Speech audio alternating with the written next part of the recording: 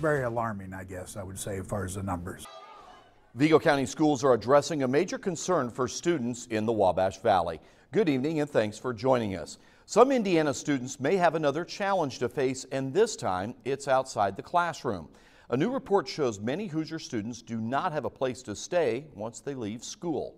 In tonight's top story, News 10's Lindsay Yates breaks down those numbers for Vigo County, and she'll tell us what officials are doing to make sure your students have the best odds possible.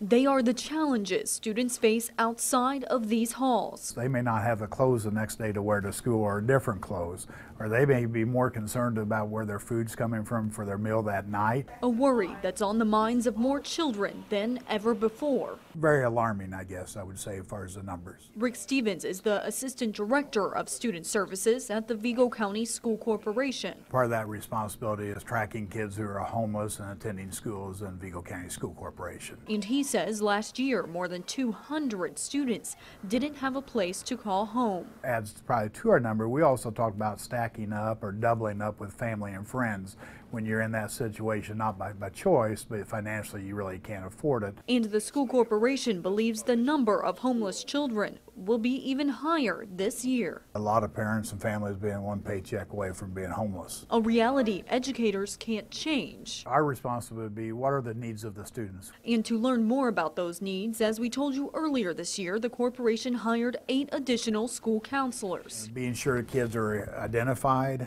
Once they're identified, being sure they receive the resources they need to be more successful. Because support inside the classroom can make all the difference on the outside. We want to be on top of that to allow as much support as we can for the students in the schools. In Vigo County, with photojournalist John Tim, Lindsay Yates, News 10.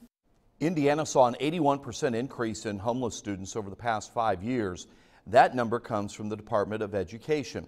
It was released in a new report from the Indiana Youth Institute.